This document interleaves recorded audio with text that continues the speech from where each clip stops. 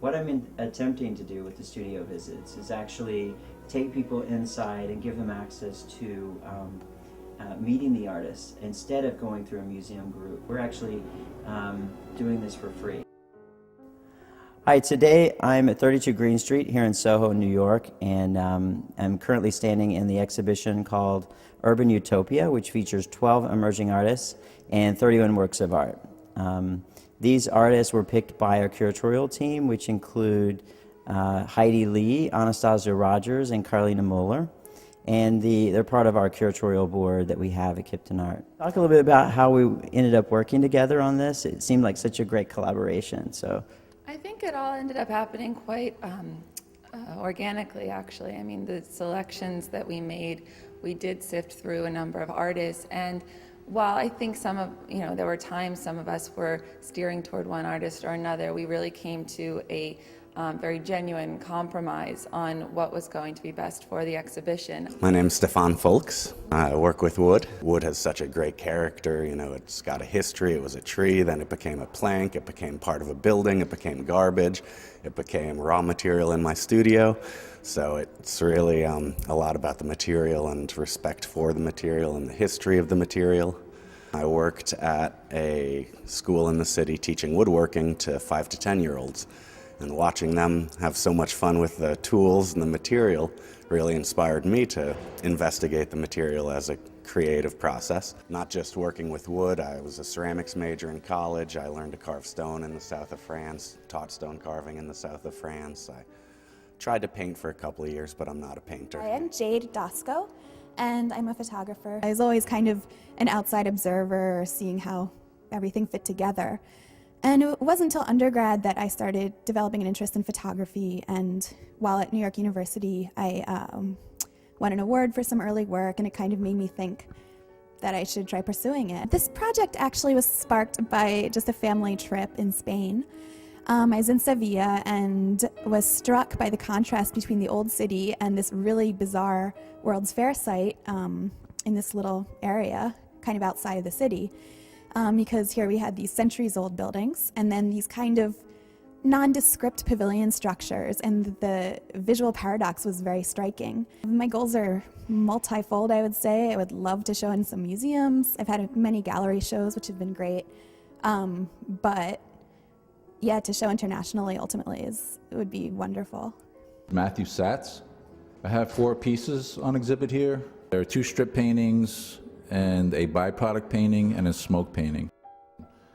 Basically all of my work is geared towards an attempt to push the medium of painting into a space that painting generally, or in the past, or only at certain times in the past, has attempted to change in its form. There's a clear coat strip painting, which was an early attempt to make an invisible painting.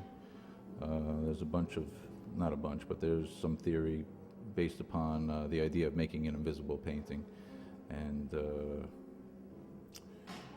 that work ended up being accomplished in a way which this strip painting here, this clear coat, is just a step in the process of getting to that point. My name is Erica Simone, and I'm a photographer. The reason why I really got into photography was mainly because, I've always been around photography. My mom was a collector, and I was always obsessed with photography as a little kid. I'm not really sure why, but mainly because I like to capture life, and I like to take reality and put it on paper and immortalize the moment. Travel photography, that's my number one. If I can get to a point where I can just take my camera and travel the world and come back and be able to do something with the images, then that's really what I'd like to do. I think in the end, it's kind of hard to say what came first, the title and the concept or the work. It all kind of happened simultaneously, but we started going in a very sort of formal architectural direction. And I think because of, and I think that our styles did really sort of fuse, and by because of that, started selecting works that really made sense together, made sense to each of our aesthetics. We all came from very different backgrounds. We had a short amount of time to work on this, and we pulled it all together. It was really remarkable. For my first time collaborating with other curators, this was probably the most enjoyable experience. And I think maybe also the fact that we have been living in New York for several years was something that brought us together and helped us agree on almost everything unanimously, which is sort of kind of unheard of. I'm Melissa Fleming. I'm a visual artist. So in Urban Utopia, I'm showing 2 pieces from my Wax Flora series. This is Red Wax 1 and Purple Wax 4. They're inspired more or less by the idea of a bouquet of flowers, because a flower arrangement is made of natural materials, but also assembled and organized by human hands. My true education really came with an elective class in college, and then later on I went to graduate school to get an MFA and I focused in a lot on photography there. But I am continuing to photograph colorful things in the natural world. Currently I'm working on a series of light and rainbows. My name is Julie Combal, and these are my pieces. This is Harvest Ministry. And it was an image of a ministry that was struck by a tornado. And then these are titled Snow Factory 1 and 2. And they're a factory that ended up collapsing because of the weight of the snow that had fallen on the structure. In 2007, I just started asking myself the question, what is a landscape now? What is the contemporary landscape? What is our relationship to nature and nature's relationship to us? I have a painting degree from Skidmore, and then I also have a master's in art therapy at School of Visual Arts. So I've been painting pretty much for the past, 10 years, 15 years now. As an art therapist, I work with adults at a city hospital here in New York. I help people work through emotional trauma, physical trauma, and also the emotions of being hospitalized. My name is David Mellon, and this sculpture is Red Light's Body. It's started off with the basic idea of one object overtaking another. With the 2 objects coming together, it was a little bit like a joining of hands, which is kind of the end of the sculpture there. I was lucky to live in Europe for 4 years and travel around and look at artwork in person and form my own ideas. And I figure if I can get through that, if I can get through just saying it's not necessary to even be an artist and build something up from that, and then still want to do the artwork, I thought that would be a stronger foundation. Long-term goals are really to keep working. That's the main thing. To keep working, you need collectors, you need to make the money somehow. And as long as I can find collectors, as long as people would buy the sculptures and I can get money, I can keep working. And it's basically that simple, just to keep working. My name is Savannah Forbes. My first work is Le Carnaval, and I painted that a couple of years ago, and it was after, I think, my niece's birthday party, and everything was just so bright and colorful and happy, and all her little friends were running around. So, and I just love the idea of emotion and pattern and thought being so organic, so pure. Children don't, they don't dissemble. They're not old enough to know that yet, so I loved that joy. And the second work is City Streets 1, and City Streets 2 is just a continuation of that. My mother's father was actually an artist, and he started later in life, so when I got to be early 30s, I was offered a chance to have my own show. And I thought, oh my God, if I don't take this now, I'll never have the courage to do it again. And I just started from there, so it's very exciting.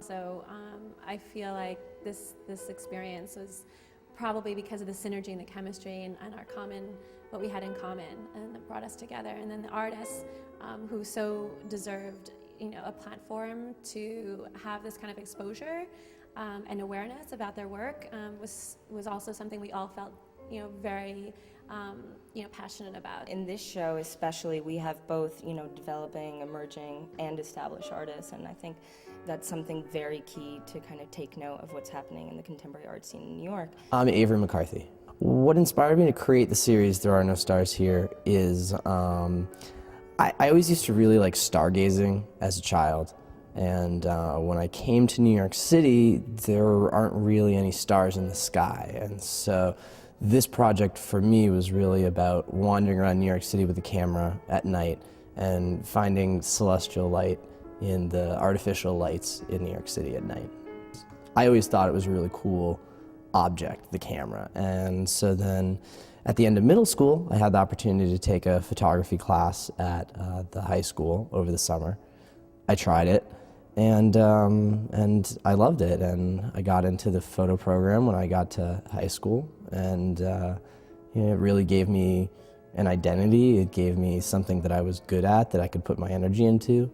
When it came time to apply for college, it was just, that was all I ever wanted to do at that point. So I don't like being described as Avery McCarthy, the photographer, because I don't really think of someone as a painter or a sculptor or a photographer.